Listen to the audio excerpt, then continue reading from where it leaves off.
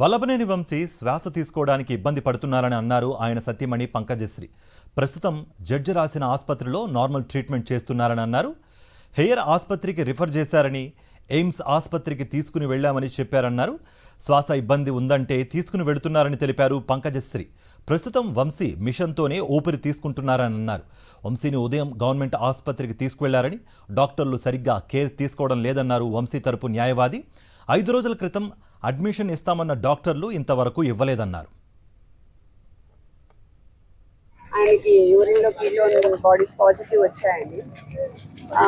Hospital judge గారు మనకి treatment రాసినా కూడా గవర్నమెంట్ హాస్పిటల్లో జస్ట్ ఆయనకి సింటమాటిక్ ట్రీట్మెంట్ చేస్తున్నారు. ఊపిరాడటానికి తీసుకెళ్తున్నారు, నెబులైజర్ పెడుతున్నారు, తీసుకొస్తున్నారు.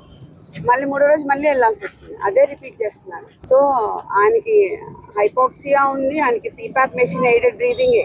జైల్లో కూడా ఇప్పుడు ఆ మెషిన్తోనే పడుకుంటున్నారు night. Post Covid he has problems with his breathing issues అనమాట. సో అదే అడిగాము ఇప్పుడు కూడా. ఆవిడ హయ్యర్ హాస్పిటల్కి రెఫర్ చేశారు జడ్జి గారు. బాగుండలేదు, వామిటింగ్స్ అవి. రాత్రి కూడా హాస్పిటల్లోనే పెట్టారు. ఇవాళ ఉదయం కూడా గవర్నమెంట్ హాస్పిటల్కి తీసుకెళ్లారు. కొత్త గవర్నమెంట్ హాస్పిటల్లో డాక్టర్స్ మాత్రం they are not responding properly. ఎప్పుడై 5 రోజుల క్రితం అడ్మిషన్ ఇస్తానన్న వాళ్ళు ఇప్పుడు అడ్మిషన్ ఇవ్వడానికి కూడా నిరాకరించారు. So that we challenge in court.